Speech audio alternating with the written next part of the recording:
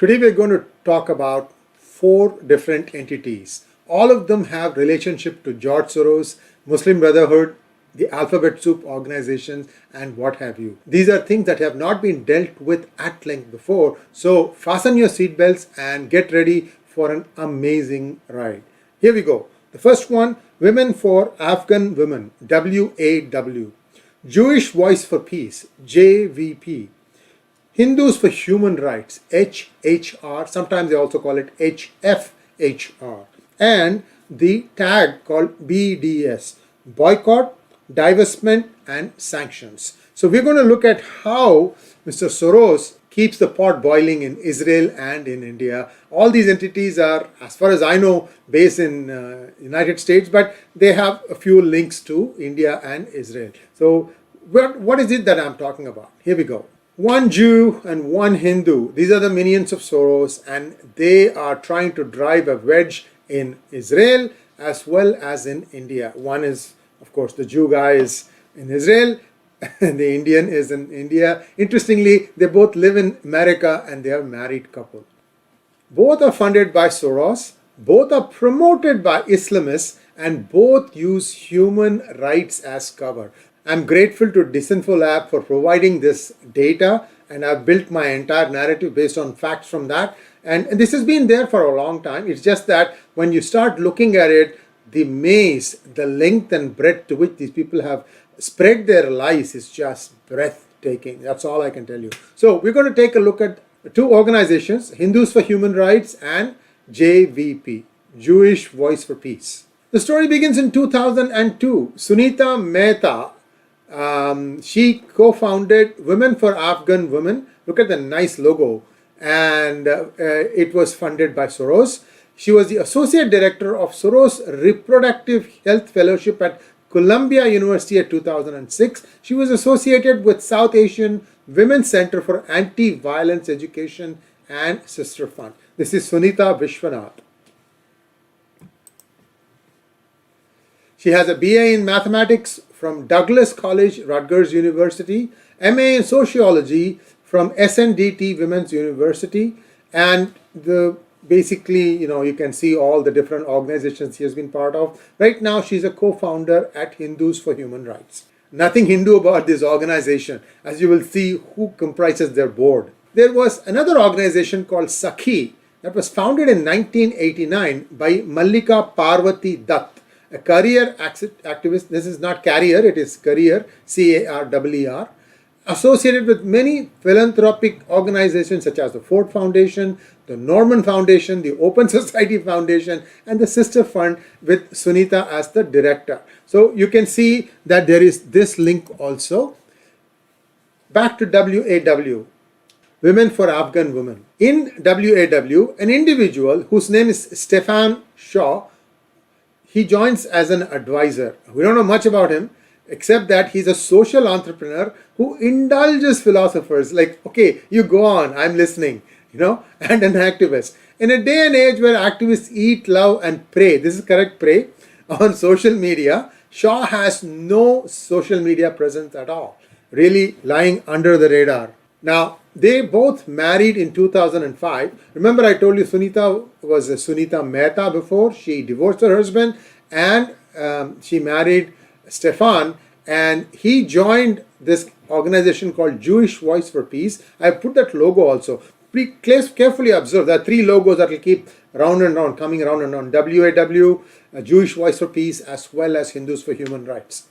A deceptively named front by George Soros. JVP has been on the forefront of boycott, divest, sanction movement. This is the BDS I was telling you about. Now, what did they do? Well, I'll tell you what they did in a little bit, but they raised $800,000 from Open Society Foundation. There are 4 tranches. We can see the numbers here. If you want a complete article, I'll give you the disinfolab.org article link. You can go and take a look at that to actually read this. You need to read these things, guys. There is no other way to understand how much the rot has crept into the American society and the Democratic Party. So, JVP is the prototype on which HfHR was modeled. This is an admission by Stefan. He himself says this thing, and there is a YouTube link to that. I mean, you can again, in the article of in Decentful Lab, you can look at the YouTube link to get the idea. Now, there's another new character, Sunita and Raju Rajgopal. He is a co-founder of HfHR, and they were long-term associates with Jamaat Front IIMC, Alphabet Soup, forming fronts like Alliance for Justice and Accountability, AJA, with IAMC and OFMI, Organization for Minorities of India, or something like that. Or it could be Muslims, I have no idea. They also joined a new front called the London Story, based out of Netherlands. And I'll give you a little bit more detail into this. Here comes a tricky question. If you are working on human rights, why did you use the name Hindu? Well, what's in a name, right? Shakespeare said, a rose by any other name would smell just as good. But clearly, they wanted something that would indicate that it is for Hindus, while it really was against Hindus. Remember this. This is the most important takeaway here. And thus, HfHR was born in 2019, co-founded with Raju Rajagopal, 𝘭𝘰𝘴𝘦 Upadhyaya, Deepak Gupta and Sunil Sakhalkar. Raju had worked in the corporate sector in the US and later joined UIDAI. You know what UIDAI is, right? The authority that actually produced the Aadhaar card. So sometimes people grumble about Aadhaar card also having some bugs. Anyway, that's a topic for a different day. And he became, in 2009, he became the civil society, head of civil society outreach. So here, I'm going to give you some more information about Mr. Raju Rajagopal. Raju is associated with Coalition Against Communalism, CAC, and Ekta, Partners of Coalition Against Genocide, co-founded by, guess what, IAMC mastermind, 𝘏𝘢𝘬𝘕 and Angana Chatterjee, another great individual. She was a close aide of convicted ISI mole Ghulam Nabi Fai. This character was convicted in the United States. I think he's still in jail. And you can also see here, if you observe closely, the links going from OFMI to Bhinder and Peter Friedrich. On the left side, you see Raju Rajagopal, Sunita Vishwanath. Oh my God, all of them all come back to the same messy soup. So I have expanded this here, and you can clearly see AJA, I told you about it, and see how Raju Rajagopal, Sunita Vishwanath, she's on the advisory board of the London Story. And who else is there? Rashid Ahmed. And who is he? He's the executive director of IIMC. They're not even trying to hide these things. It's all out there, open. Raju was a speaker at the 2003 IIMC event, listed as the president of CSC, though it was cleaned up later. This is the other sleight of hand they try to do. They think that by wiping it out today, that people won't remember what used to be there before. So dream on, guys. If ever all these things go to a lawsuit, you guys are fried. You guys are fried, I'm telling you. Destruction of evidence is a serious crime. Now, Raju is also associated with a California-based foundation called Palayam, and his son is the executive director. And as of 2020, HfHR has received $17,436 from Palayam Foundation. So you can see the details in the returns below. 990 PF is the name of the form. You can take a look at that, and you can see that 17,000 odd dollars were given to HfHR by this group.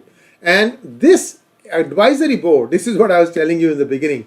HfHR advisory board. You want to take a look at the names? Here we go. I expanded them. Reverend Abhi Janan Manchi, Dr. Khalid Anis Ansari, Father Anand Matthew, Dr. Linda Hess, Dr. Saida Hamid, and Martin McEwen. You know, they're so scared of Hindus, they don't even have a single Hindu in the board. Just tells you how Hindu this HfHR is. In 2016 December, the Navsurgence Trust FCRA was revoked for prejudice to harmony between social, religious, caste, and for acts detrimental to national interest, essentially anti-national activities. This is the group Navsurgence Trust. Remember, I told you it is linked with one of the great individuals in the previous slide.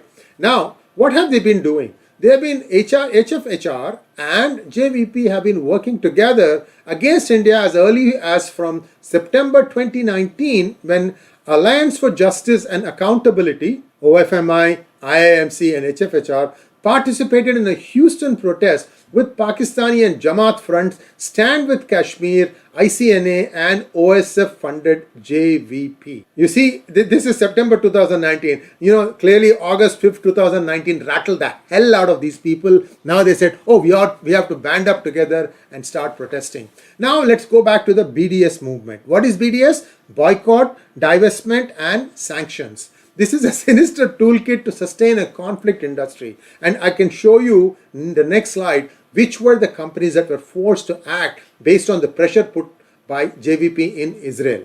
So this is the big connection matrix that you can see. The BDS, has many arms, and I'll again start connecting these things in just a minute. But you can see on the left is Stefan, and the right is Sunita Vishwanath, husband-wife couple, and looks like day in and day out, they all dream about how do I prick Israel, how do I prick India. That's all seems to be their life mission. Anyway, good luck to them. With this BDSM movement, JVP has actually had some hits in Israel, and I'm going to show you some of those achievements. But HfHR hasn't really had that much in India yet. Maybe that's going to start now. But you can also see some of the sister organizations that have been created under these two big names.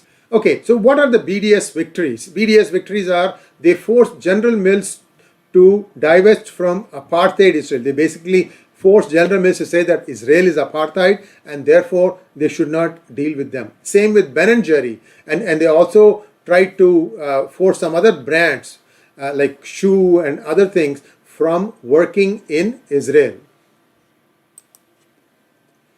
Now, the interesting thing is they have found a template that seems to have worked in Israel. They've created a similar template for India also. Most of these organizations, like I said before, are based in America. So here is a look at it.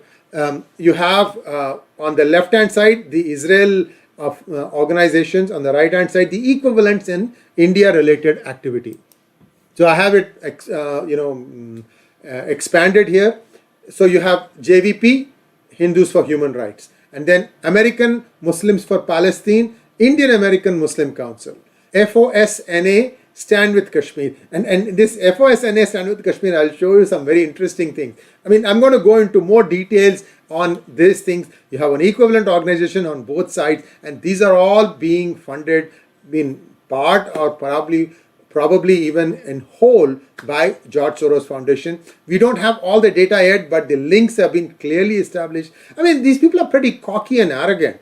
They have not tried to hide anything. You just keep digging, you'll start finding all these alliances and linkages. It doesn't seem to bother them that it's a Democratic Party funded organization called Equality Labs that tries to charter this SB 403 through a Afghan American woman who has no clue what she's talking about, and then she presents this to a CA Senate Judiciary Committee who have no clue of what she's talking about, yet they all see in their infinite wisdom, despite overwhelming evidence to the contrary, to vote this thing through.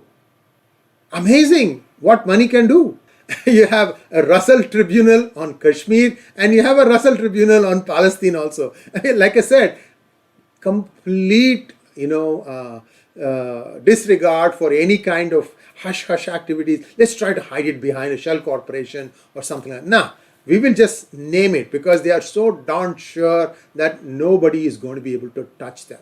Like I said, there is a Russell Tribunal on Palestine and there is the Russell Tribunal on Kashmir. Russell is a really busy man and he seems to have a lot of resources. Now look at the two. There is the Friends of Sabeel North America. This is a Christian voice for Palestine. And on the right hand side, you have Stand with Kashmir. Look at the logo. The logos itself are copied from the Kashmir logo, which happened, I guess, after August 5th, 2019, is, more or less inspired and in a major way from the logo on the left.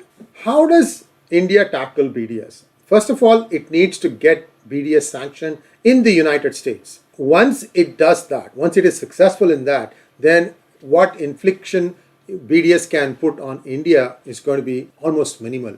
And I think this is not going to be so easy for them to do it in India, given the length and breadth of the country. And also remember that India is not as probably what I would call as divided as Israel. In Israel, you have the left and right more or less half and half. In India, the right has really picked up momentum. I'm hearing that many rabid left journalists are now suddenly at the center and singing praises of Modi. Anyway, that's just an interesting aside that I thought I should let you know. So IIMC had paid lobbyist USCIRF. I have given you this video information a few months ago about how they wanted to target India, and USCIRF did take that money, but nothing has happened. So you can see here many of the various initiatives that USCIRF has used. They have used all these Hindus in name only. I don't know. I can't remember his name even, because so insignificant. That person was supposed to have been appointed by Nancy Pelosi, and he never bothers to pick up her phone, never bothers to answer her email. Even USCIRF, if you call them, you can clearly hear them pick up the phone and put it on the side. Arrogant, isn't it? And this is taxpayer money. Like I said, India is much more diverse. It is possible for them to create more of a nuisance, but you can see that if you look at the HfHR activity, they are active on all fault lines in India, including caste, Kashmir, Islamophobia, and they use even USCIRF to target India. I think I told you, right? The last report that USCIRF wrote on India was written by a Pakistani American journalist. And well, what is going to happen here? Only time will tell, but clearly the fight is on, guys. And some of it is intended at India, but we in the United States are also being pushed around like pawns, and we need to first stand up and fight for ourselves. You cannot let somebody else tell you how you should be living your life. That's exactly what is happening. Who the heck are these people to tell us what our caste system is? Do you know that a Catholic would not want to get buried in a Protestant cemetery, and vice versa? They wouldn't even they wouldn't even go to each other's churches. And these people are telling us about caste? What nonsense. Anyway, so this is where things lie, guys. So clearly somebody is very jealous about how India has been rising despite all these roadblocks being created by them, and that is really tickling somebody's not so funny bone, and this is what is the result of it. India needs to hang in there. Indian Americans need to hang in here. Hindu Americans especially, you need to fight hard. Fight them in the streets, fight them in the courts, fight them with facts and data. We can't afford to take the non-dharmic route that the others do. We don't want to lie. We want to use truth, and that shall set us free. Thanks for watching. Please like, share, and subscribe to our channel. Don't forget to click on the bell button for notifications. Namaste.